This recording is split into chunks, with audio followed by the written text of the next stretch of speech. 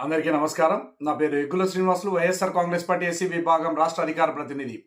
ఇవాళ ఆంధ్రప్రదేశ్ రాష్ట్రంలో హిందువులంతా పరమ పవిత్రంగా భావించే తిరుమల తిరుపతి దేవస్థానంలో ఎనిమి సృష్టించి పరమ పవిత్రమైన దేవస్థానాన్ని అపవిత్రం చేసే విధంగా ఆంధ్రప్రదేశ్ రాష్ట్ర ముఖ్యమంత్రి నారా చంద్రబాబు నాయుడు గారు అసత్య మాటలు, దుర్మార్గమైన మాటలు, ప్రసాదాలలో జంతువుల కొవ్వు కలిసింది అని దుష్ప్రచారం చేసినటువంటి కూటమి ప్రభుత్వము, మరీ ముఖ్యంగా నారా చంద్రబాబు నాయుడు గారు ఈ విధమైన తప్పుడు ఆరోపణలు చేయడం వలన తిరుపతి దేవస్థానం మాజీ చైర్మన్ వైవి సుబ్బారెడ్డి గారు, సుబ్రహ్మణ్య శర్మ గారు, అలాగే మరి కొద్దిమంది కలిసి న్యాయస్థానాన్ని ఆశ్రయించడం జరిగింది. ఏమిటంటే తిరుమల కొండపైన ప్రసాదాలపై అసత్య ప్రచారం చేసినటువంటి కూటమి ప్రభుత్వంలో నారా చంద్రబాబు నాయుడు గారు మాట్లాడిన అసత్య ప్రచారాల గురించి కోర్టును ఆశ్రయించడం జరిగింది. కోర్టు సిట్టును ఏర్పాటు చేయడం జరిగింది. సిట్టు ఎంక్వైరీలో ఇది జంతువులకు సంబంధించినటువంటి కొవ్వు కాదు, ఇది బోలే బాబాకు సంబంధించిన డైరీలో ఏదో రసాయనాలకు సంబంధించినటువంటి పదార్థాలు అని చెప్పి సిట్టు రిమాండ్ రిపోర్టుల్లో ఇది తెలియపరచడం జరిగింది. అది ఎప్పుడు చెప్పారు అంటే 2024లో చంద్రబాబు నాయుడు గారు ముఖ్యమంత్రి అయిన తర్వాత జరిగినటువంటి సంఘటన. జూలై నెలలో తిరుమల తిరుపతి దేవస్థానానికి ఏవి నెయ్యిని తీసుకొచ్చారో అది తిరిగి వెనక్కి పంపించామని చెప్పి ఈఓ శ్యామలరావు గారు తెలియపరచడం జరిగింది. అదే సిఫ్ట్ ఎంక్వైరీలో మళ్ళీ తిరిగి ఆగస్టులో మళ్ళీ అదే డైరీకి సంబంధించిన నెయ్యి మళ్ళా తిరిగి తిరుమల తిరుపతి దేవస్థానానికి రావడం జరిగింది అని చెప్పడం జరిగింది. సిఫ్ట్ ఎవరి హయాంలో ఈ డైరీకి సంబంధించిన అనుమతులు వచ్చాయో ఒకసారి ఈ స్లైడ్ చూస్తే తెలుస్తుంది. ఈ స్లైడ్లో ఏమని ఇచ్చారంటే Tirumala Tirupati board revolution date of 26 June 2018. So ఇది ఎక్కడ ఇచ్చారంటే మిస్టర్ హర్షష్ fresh dairy products and private limited, Uttarakhand. So ఇక్కడి నుంచి పర్మిషన్స్ తెచ్చుకున్నారు. ఎవరు ఈ బోలే బాబా పేరు ఎలా మార్చారు, ఏంది హర్షష్ అంటే పేరు మార్చడం, బోలే బాబా పేరు మీద మార్చడం జరిగింది. ఒకసారి ఈ బోలే బాబా అనుమతులు ఎవరిచ్చారో, ప్లస్ ఎక్కడ ఎవరు ఏ పేరు మార్చారో, ఏవైతే అన్నారో ఆంధ్రప్రదేశ్ రాష్ట్ర వైఎస్ఆర్ కాంగ్రెస్ పార్టీ అధినేత మాజీ మంత్రివర్యులు జగన్మోహన్ రెడ్డి గారు నిన్న ప్రెస్ మీట్ నిర్వహించడం జరిగింది. ప్రెస్ మీట్లో పూర్తిగా తెలియపరచడం జరిగింది. ఆ తెలియపరిచిన దాంట్లో ప్రెస్ మీట్లో పూర్తిగా చెప్పడం జరిగింది. ఒకసారి అది విందాం. ఇది గమ్మత్తైన విషయం. ఈ బోలే బాబా అని చెప్పి మధ్యకాలంలో మీ పేరు ఇదే ఉంటుంది. ఎవడనైనా ఈ బోలే బాబా అని చెప్పి నేను కూడా అనుకున్నాను. ఈ బోలే బాబా బోలే బాబా అని ఈ డైరీ విషయంలో చేస్తున్న దుష్ప్రచారం అంతా ఇంత కాదు. అసలు ఈ బోలే బాబా అనేవాడు ఇప్పుడు వచ్చినాడు. అది టీటీడీ బోర్డు మినిట్స్ ఏమో. ఇది TTD board minutes dated 26 June 2018. Chandrababu Naidu ముఖ్యమంత్రిగా 26 జూన్ 2018. ఇక్కడ as per procedure in vogue, the technical team has inspected the plants.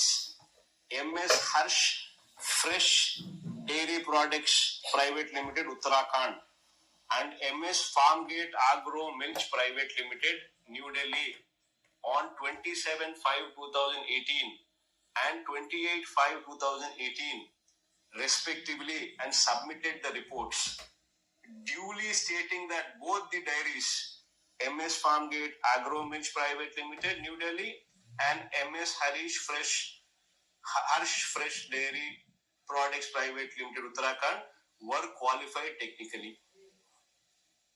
ఎవరి అంటే ఇది బోలే బాబాయ్. బోలే బాబా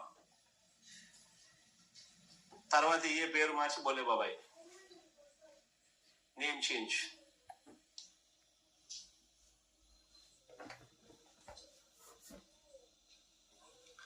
Harsh Fresh Dairy Products Private Limited was the former name of Bole Baba Organic Dairy Milk Private Limited. The same was deemed technically qualified to supply milk by the TTD during May 2018.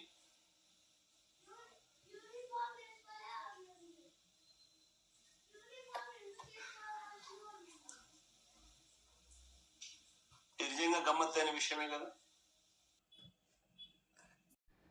ఇది సంగతి. ఇది తిరుమల తిరుపతి దేవస్థానానికి సంబంధించి అప్పటిలో బోలే బాబాకు సంబంధించి Harsha fresh సంబంధించి చంద్రబాబు నాయుడు గారి హయాంలోనే దీనికి పర్మిషన్స్ ఇవ్వడం జరిగింది. Harsha fresh dairy products and private limited has the firm name in the Bole Baba organic dairy milk private limited. It technically qualified to supply in milk Tirumala Tirupati Devasthanam అని మే 2018లోనే అప్రూవ్ చేయడం జరిగింది చంద్రబాబు నాయుడు గారి హయాంలో. దీన్ని బట్టి అర్థమవుతుంది కదా, ఇది ఎవరు హయాంలో, ఇది మీరిచ్చిన పర్మిషన్నే కదా, ఇది చంద్రబాబు నాయుడు గారు, ఇది మీరు ఇచ్చిన పర్మిషనే కదా, ఇది మీరు మీ కాలంలో మీ హయాంలో ఇచ్చిన పర్మిషనే ఇవన్నీ. సో ఒకసారి క్షుణ్ణంగా చూస్తే అర్థమవుతుంది. సో జంతువులకు సంబంధించిన నెయ్యి అని చెప్పడం జరిగింది కదా. మళ్ళీ ఎందుకు చంద్రబాబు నాయుడు గారు అసత్య ప్రచారాలు చేసినప్పుడు ఈ షిఫ్ట్ వారు ఎందుకు చంద్రబాబు నాయుడు గారిని పరిగణలోకి తీసుకోవడం లేదు? ఈ తిరుమల తిరుపతి దేవస్థానానికి అసత్య ప్రచారాలు చేసిన వారిని ఎందుకు మీరు అరెస్ట్ చేయడం లేదు? నేటి వరకు ఇప్పుడు కూడా ఎంతో మంది తిరుమల తిరుపతి దేవస్థానానికి సంబంధించిన భక్తుల మనోభావాలు ఇందులో దాగి ఉన్నాయి. దీన్ని బట్టి ప్రచారాలు చేసినటువంటి చంద్రబాబు నాయుడు గారిని షిఫ్ట్ అధికారులు ఎందుకు ఇప్పటి వరకు విచారణ జరపలేదు? ఎందుకు అరెస్ట్ చేయలేదు? ఎందుకు చంద్రబాబు నాయుడు గారిని అరెస్ట్ చేయాలంటున్నారంటే బోలేబాబాని తెచ్చిందే చంద్రబాబు నాయుడు గారు కదా. ఖచ్చితంగా చంద్రబాబు నాయుడు గారిని అరెస్ట్ చేయాల్సిందే కదా. బోలేబాబాను తిరుమల తిరుపతి దేవస్థానంలోకి ప్రవేశపెట్టిండేదే చంద్రబాబు నాయుడు గారు. సో ఖచ్చితంగా షిఫ్ట్ అధికారులు చంద్రబాబు నాయుడు గారిని అరెస్ట్ చేయాల్సిందే కదా. ఇప్పుడు షిఫ్ట్ ఏమంటుంది? తిరుమల తిరుపతి దేవస్థానానికి సంబంధించిన ఒక ట్యాంకర్ని రిటర్న్ పంపించారు, మళ్ళీ తిరిగి తీసుకుని వచ్చి అదే వాడారు అని అంటున్నది. ఖచ్చితంగా తిరుమల తిరుపతి దేవస్థానానికి సంబంధించిన ఈఓ గారు శ్యామలరావు గారిని అరెస్ట్ చేయాలి. అదేవిధంగా ఎవరైతే దీన్ని అసత్య ప్రచారాలని బయటికి తీసుకుని వచ్చి భక్తుల మనోభావాలతో ఆడుకున్నటువంటి నాయుడు గారిని అరెస్ట్ చేయాలి, తిరుపతి బోర్డు చైర్మన్ని. వీళ్ళందరినీ అరెస్ట్ చేయకుండా ఎందుకు జంతువుల కొవ్వు అంటున్నారు, భక్తుల మనోభావాలను ఆడుకున్నారు. ఇంకొకరు అయోధ్యకి లక్షలట్లు పంపించామని చెప్పుకుంటున్నారు ప్రస్తుతం ఉన్న చైర్మన్ గారు. ఈ తిరుమల తిరుపతి దేవస్థానంలో ఇంకొక 8వ కొండ ఉంది, అది చెత్తకొండ అని చెప్తున్నారు. ఇలాంటి అసత్య ప్రచారాలు చేస్తున్న వారిని ఎందుకు మీరు అరెస్ట్ చేయడం లేదు షిఫ్ట్ అధికారులు? ఇక్కడ భక్తుల మనోభావాలు దాగి ఉన్నాయనే విషయం మీకు అర్థం కావడం లేదా? 2018 జూన్లో తిరుమల తిరుపతి దేవస్థానానికి సంబంధించిన మినిట్ బుక్లో స్పష్టంగా ఉంది కదా. ఇది వాస్తవం కాదా? ఇది వాస్తవం కాదా నారా చంద్రబాబు నాయుడు గారు? మీరు జూలై 2024లో తిరుమల తిరుపతి దేవస్థానంలో ప్రసాదాలలో కల్తీ జరిగింది అని చెప్పి మీరు కాదా అప్పుడు అధికారంలో ఉన్నది? మీరు పరమ పవిత్రమైన తిరుమల తిరుపతి దేవస్థానం మీద అసత్య ప్రచారాలతో ఆడుకుంటున్నారు.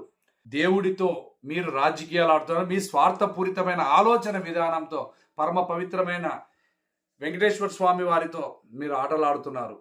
అలాగే ఆంధ్రప్రదేశ్ రాష్ట్రంలో ఎంతోమంది భక్తుల మనోభావాలతో ఆడుకున్నారు. అదేగాక సామాన్య ప్రజలను తప్పుడు హామీలతో మీరు గద్దెనెక్కడం జరిగింది.